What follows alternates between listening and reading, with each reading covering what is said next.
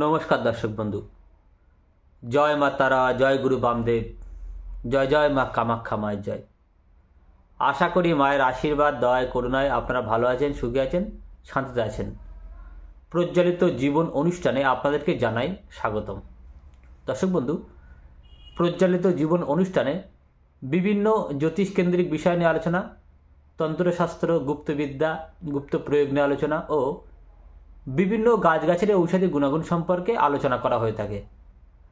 আজকে যে বিষয়, যে টপিক নিয়ে আলোচনা করব সেটি হলো মা লক্ষ্মীকে খুশি ও প্রসন্ন করার উপায়। মা লক্ষ্মীকে খুশি ও প্রসন্ন করার উপায়।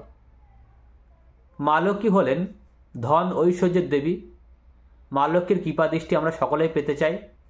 দেখবেন হাতের 5টা আঙুল সমান হয় না। সুতরাং আমাদের সমাজে ধনী মানুষ আছে, গরিব মানুষ আছে, মধ্যবিত্ত মানুষ আছে। বিভিন্ন মানুষ বিভিন্নভাবে মা লক্ষ্মীকে উপাসনা করে, অনেকে করেন, অনেকে করেন না। কিন্তু মা লক্ষ্মী অল্পতে সন্তুষ্ট হন।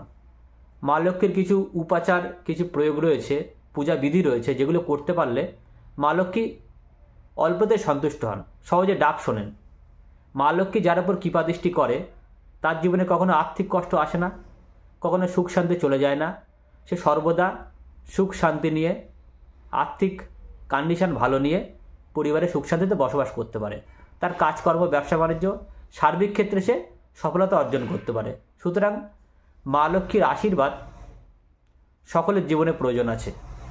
আমি তন্ত্রের গভীর বিদ্যা ঘেটেছি ও গুরুদেবের আশীর্বাদ, গুরুদেবের কৃপাদৃষ্টি গ্রহণ করেছি। বিভিন্ন বই পুস্তক পড়ে বেশ কিছু উপাচার বা বেশ কিছু গুপ্ত ক্রিয়া আপনাদের সামনে শেয়ার করব। আপনারা এগুলো করুন। মা লক্ষ্মী আপনার প্রতি সদয় হবেনই হবেন। মা লক্ষ্মী যদি আপনার প্রতি সদয় হন, তাহলে আপনাকে জীবনে পেছন ফিরে তাকাতে হবে না। কখনো আর্থিক কষ্ট আসবে না, কোনো সুখ শান্তি কমে যাবে না। আপনি মানসিক শান্তিতে থাকতে পারবেন। আপনার জীবন অনেক সুন্দর হবে, পরিবার অনেক সুন্দর হবে। দর্শক বন্ধু, বিস্তারিত আলোচনা করব। এখনও যারা প্রজ্বলিত পরিবারের সদস্য হননি, তারা তো নিচে লাল রঙের সাবস্ক্রাইব বাটনে প্রেস করে দিন ও পাশে থাকা বেল আইকনে প্রেস করে দিয়ে আমাদের পরিবারের সদস্য হয়ে যান। কি করবেন? মা লক্ষ্মীকে প্রসন্ন ও খুশি করার জন্য কি করবেন, যাতে মা লক্ষ্মী সহজেই আপনার আশীর্বাদ করবেন, আপনার সার্বিক মনস্কামনা পূরণ করবেন। কি করতে হবে? প্রথম প্রয়োগ হলো, সংসারে সুখ শান্তি, ধন ঐশ্বর্য, বৈভব বজায় রাখতে প্রতি বৃহস্পতিবার করুন এটা। না হলে মাঝে মাঝে যদি একটা বাদ যায় তাতেও কোনো সমস্যা নেই। প্রতি বৃহস্পতিবার মা লক্ষ্মীর যদি মূর্তি থাকে আপনার ঠাকুরের সিংহাসনে বা ছবি থাকে, তার সামনে আতপ চাল পাতাবেন। আতপ চাল পাতিয়ে তার উপরে ঘিয়ের প্রদীপ জ্বালাবেন।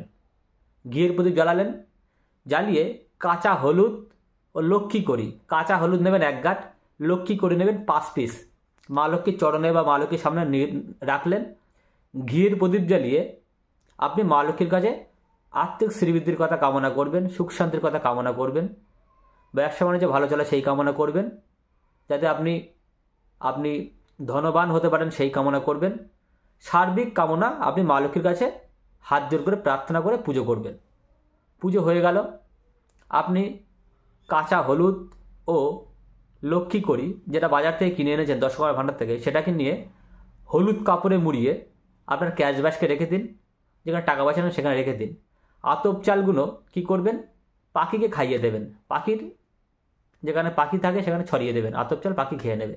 এটা করলে মা লক্ষ্মী অত্যন্ত প্রসন্ন হবেন, অত্যন্ত খুশি হবেন। দেখবেন আপনার জীবনে কখনো আর্থিক কষ্ট আসবে না, আর্থিক বাধাবিঘ্ন কেটে যাবে, আপনি বহাল তদবিরে বাঁচতে পারবেন। এটা করুন। সঙ্গে অন্তত কয়েকটা শনিবার, 3 সপ্তাহ অথবা 5 সপ্তাহ, বেলা 12টার আগে 3 সপ্তাহ অথবা 5 সপ্তাহ আপনি কোনো অশ্বত্থ গাছের গোড়ায়, প্রাচীন অশ্বত্থ গাছ হলে খুব ভালো হয়, প্রাচীন অশ্বত্থ গাছের গোড়ায় তিল তেলের প্রদীপ জ্বালিয়ে আসুন। তিল তেলের প্রদীপ। কারণ ধর্মীয় মতে, আধ্যাত্মিক মতে, পৌরাণিক মতে মা লক্ষ্মী প্রতি শনিবার অশ্বত্থ গাছে বিরাজ করেন। কারণ শনিদেবের সঙ্গে তার সাক্ষাৎ হয়। সে বিস্তারিত আলোচনা করলাম না।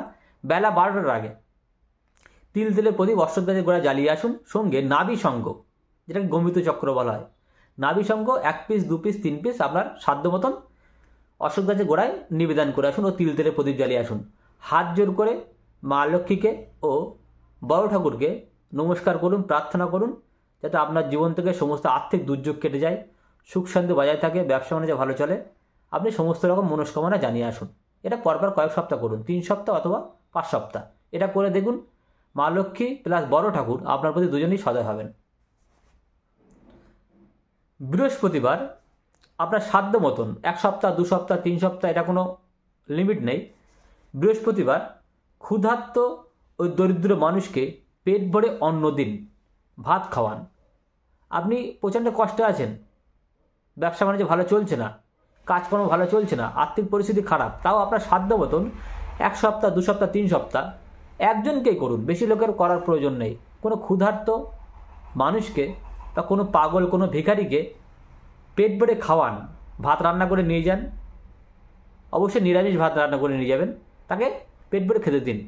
দেখবেন এতে মা লক্ষ্মী আপনার সংসারে কখনো অন্ন বস্ত্রের অভাব আসতে দেবে না, প্রচণ্ড খুশি হবেন। এই প্রয়োগগুলো করুন। এছাড়া আরও অনেক প্রয়োগ আছে, যারা আরও জানতে চান আমাকে ফোন করুন।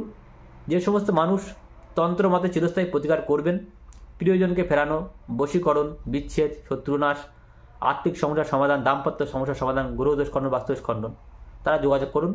চিরস্থায়ী প্রতিকার একবার করলে সারা জীবন চিন্তা করতে হবে না। আগে এলে ঘুরতে হয় না, ঘুরে গেলে ফিরতে হয় না। যদি আপনি আগে আসেন এখান থেকে কাজ মিটে যাবে। যদি সর্বত্র ঘুরে কোথাও কাজ না পেয়ে থাকেন তবে আসবেন। সকলে ভালো থাকবেন। যদি ভিডিও ভালো লাগে থাকে লাইক দিন, চ্যানেলটা সাবস্ক্রাইব করুন, অন্যদের সঙ্গে শেয়ার করে দিন। সকলে ভালো থাকবেন। যদি আরও বিস্তারিত আলোচনা করার থাকে আমাকে ফোন করুন, চেম্বারে আসুন। যদি কিছু জানবার বোঝার প্রয়োজন থাকে আমাকে সরাসরি যোগাযোগ করবেন। জয় মা, জয় গুরু বাবা, জয় মা তারা, জয় গুরু বামদেব।